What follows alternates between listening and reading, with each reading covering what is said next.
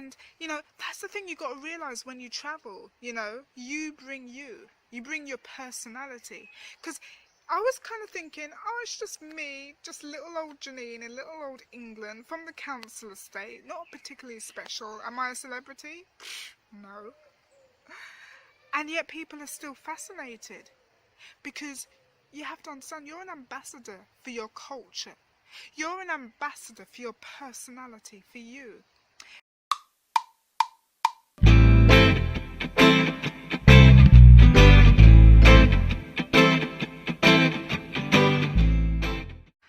Hi guys, I'm Janine Griffiths, founder of Janine'sJourneys.com. And so for this short video, I would just like to do a quick story time about my travels in Myanmar, because a few people have asked me about it, so I thought, well, why not do a video on it. Okay, so Myanmar is a country that I'll never ever forget. I had experiences which I could never have imagined, not in a million years. Okay, so picture this. You're walking through a rural Burmese village in the heart of the countryside, and all you can hear is Buddhist bells chiming in the background. And you're led by a delegation of monks through this tiny village. I can't even remember the name of the village. And we're doing something called alms rounds. Now, what alms rounds are when the monks collect food donations from local people. And all I can hear are people praying, people chanting. And the man who led this, I suppose you could call it a march, it was a man called Sayadaw Atashin. Unfortunately, I can't remember his name, so I apologise, Sayadaw, in the very unlikely event that you're watching this video. And he's quite well known in Myanmar. He's set up over 40 Buddhist centres and temples, and he even has given lectures abroad in the USA and Europe before. I don't know if he still does, but I know he certainly gives lectures all over Myanmar, and thousands of people turn up to see his lectures. I saw it for myself. It was amazing. And it was one of those moments where I kind of looked up and I'm like, how did I end up here? You see, because when I first went travelling, I did things that I could never have imagined. I never imagined I'd be in that situation, and frankly, I wouldn't have been. Okay, so let me take you back. Myanmar is a country that I was interested in. I was like, okay, I hear that they've recently opened up to tourists. This was back in 2016, so let me go and check it out, yeah? But the problem is, earlier during my trip, I realised that I'd run out of money. Yeah, completely lost track of my finances. Kind of went down the pan a little bit. So I decided to take up some volunteering gigs through a website called workaway.info. I'll give a link to all the websites and stuff below. There are quite a few of them. You can use HelpX, for example. But anyway, workaway.info was the one that I used to volunteer in a temple in Myanmar. Boy, oh boy. You know, even the airport itself was an experience. You know, I was walking through the airport and suddenly I noticed that unlike in Thailand, everybody had turned to stare at me again. Once again, I was the alien. Because they just don't see a lot of people like me in Myanmar. They just don't. You know, a lot of people are poor, they don't travel much, they might not watch a lot of TV, and if they do, who the hell would expect this odd-looking person to turn up on your doorstep, right? I ate a big meal at the airport because I knew I would arrive in the temple late. I actually arrived around 11 p.m.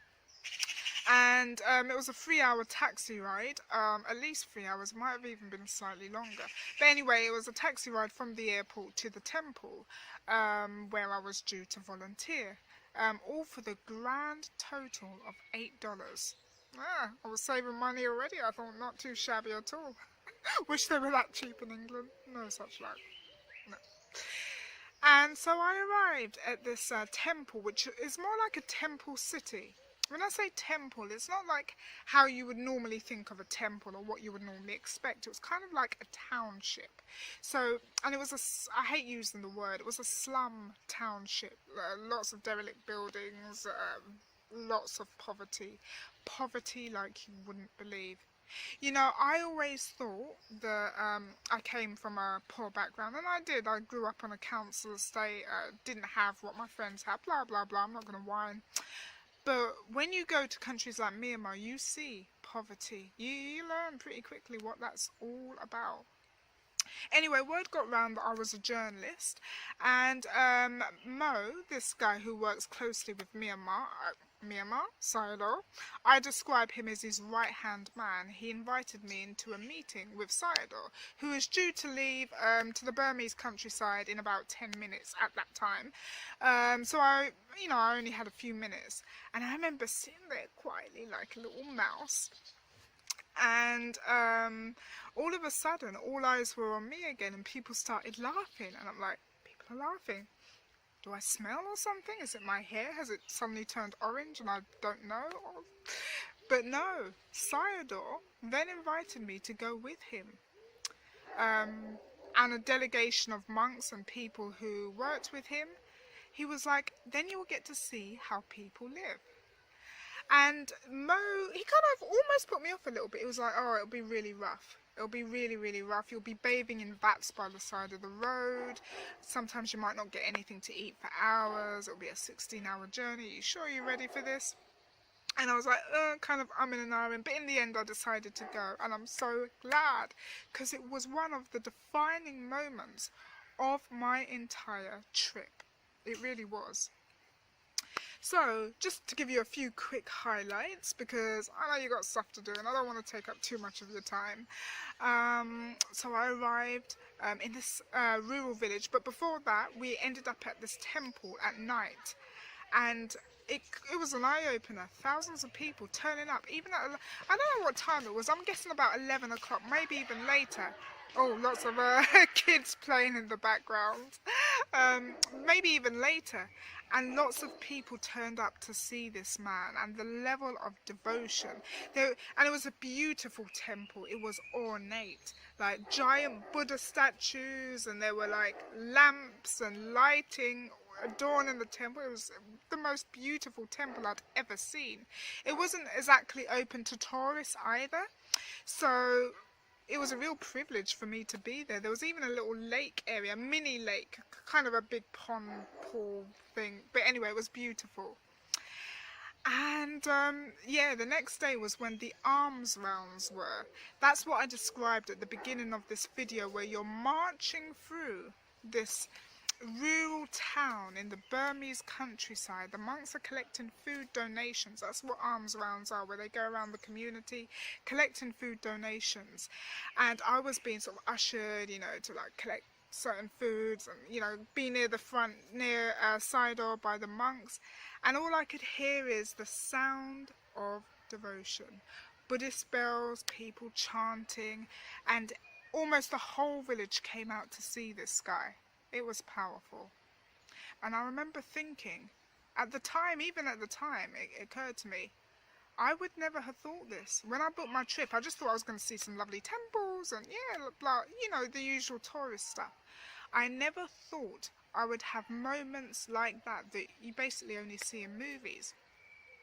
And there were other moments, for example, at the time when I would always be surrounded by villagers, because as soon as they saw me, it was like I became a pop star or something like that. I mean, look, I ain't no celebrity, right? But people were surrounding me all the time. They were friendly, but they were fascinated. And, that's the thing you got to realise when you travel, you bring your personality. Because I was kind of thinking, oh, it's just me, just little old Janine in little old England from the council estate, not particularly special. Am I a celebrity? No.